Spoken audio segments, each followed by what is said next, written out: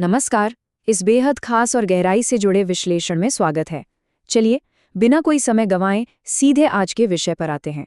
आज की ये चर्चा मानव स्वास्थ्य को एक बिल्कुल ही अलग और नए नजरिए से देखने के बारे में है।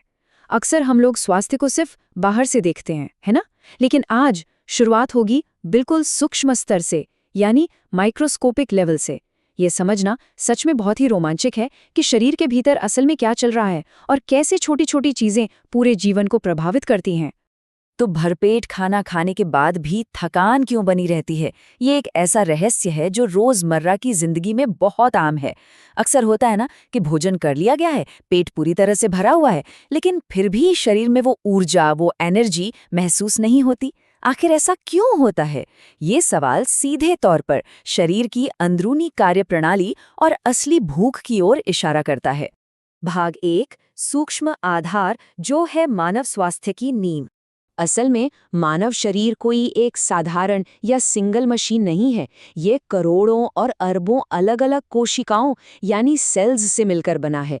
ये संख्या ही बताती है कि शरीर का पैमाना कितना विशाल और सच में विस्मयकारी है। जरा सोचिए, अरबों सूक्ष्म कोशिकाएं दिन रात बिना रुके काम करती है ताकि जीवन सुचारू रूप से चलता रहे। ये किसी बड़े ब्रह्मांड से कम नहीं है। और यहाँ एक बहुत ही सीधा सा समीकरण है। संपूर्ण स्वास्थ्य और ऊर्जा का स्तर पूरी तरह से इन व्यक्तिगत सूक्ष्म कोशिकाओं के स्वास्थ्य पर निर्भर करता है। मतलब, यदि शरीर की हर एक कोशिका स्वस्थ और ऊर्जावान रहेगी, तभी पूरा शरीर स्वस्थ और ताकतवर महसूस करेगा। इसमें कोई शक नहीं कि स्वस्थ कोशिकाएं ही एक ऊर्जावान शरीर की असली और एकमात्र चाबी हैं।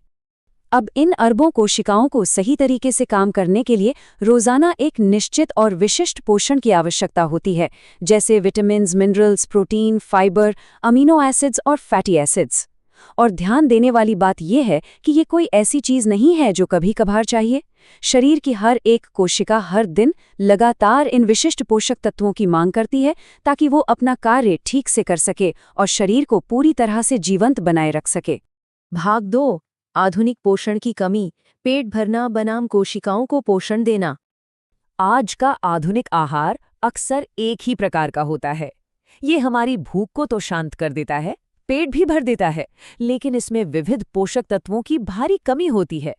वहीं दूसरी ओर कोशिकाओं की आवश्यकता बिल्कुल अलग है। उन्हें रोजाना अलग अलग प्रकार का और विशिष्ट पोषण चाहिए। तो नतीजा क्या होता है? पेट तो भला होता है, लेकिन शरीर की कोशिकाएं आवश्यक पोषक तत्वों के लिए अंदर ही अंदर भूखी रह जाती हैं। भाग 3, पोषक तत्वों की कमी के परिणाम, कोशिकाओं की भूखमरी का शारीरिक असर। जब ये सूक्ष्म स्तर की भूखमरी लंबे समय तक दूर नहीं होती, तो शरीर एक चेतावनी भेजता है। बिल्कुल वैसे ही जैसे गाड़ी के इंजन में खराबी आने पर डैशबोर्ड पर चेक इंजन की लाइट जलने लगती है।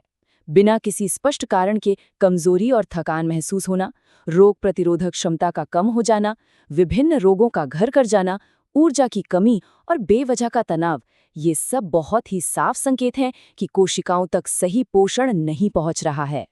भाग 4, सेल्यूलर नरिशमेंट क्या है, एक लक्षित जैविक समाधान।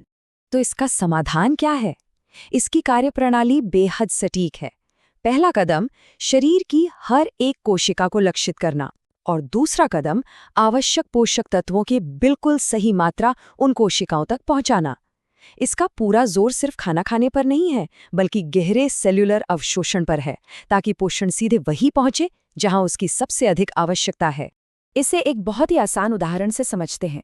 जैसे एक पौधे को अच्छी तरह बढ़ने के लिए पानी और खाद की जरूरत होती है, बिल्कुल वैसे ही शरीर की हर एक कोशिका को सही न्यूट्रिशन की आवश्यकता होती है। यह उदाहरण सेल्यूलर अवशोषण की इस जटिल अवधारणा को तुरंत स्पष्ट कर देता है। बिना सही खाद पानी के पौधा मुरझा जाता है। ठीक वैसे ही बिना सही पोषण के कोशिकाएं अपना काम करना बंद कर देती हैं। भाग 5, जीवन शक्ति का मार्ग, सेल्यूलर थेरेपी के अंतिम लाभ। इन सूक्ष्म जरूरतों को पूरा करने से शरीर को संपूर्ण पोषण मिलता है। कोशिकाएं पूरी तरह से स्वस्थ होकर अपना काम करने लगती हैं और इसके सीधे परिणाम स्वरूप ऊर्जा और स्टैमिना में जबरदस्त वृद्धि होती है। इम्यूनिटी बहुत मजबूत हो जाती है, जिससे कई तरह की बीमारियों से बचाव होता है। अंततः ये सब मिलकर एक स्वस्थ, ऊर्जावान और अत्यधिक सक्रिय जीवन जीने का मार्ग प्रशस्त करता है। अब अंत में ये सब एक बहुत ही विचारोत्तेजक सवाल खड़ा करता है। क्या रोजमर्रा का आहार वास्तव में शरीर की नींव को मजबूत कर रहा है या ये केवल कुछ समय के लिए भूख को शांत कर रहा है? ये गंभीरता से सोचने का समय है कि असली स्वास्थ्य की शुरुआत असल में कहाँ से होती है और हमारी पोषण संबंधी आदतें कितनी कारगर हैं। इस चर्चा में शामिल होने के लिए बहुत बहुत धन्यवाद।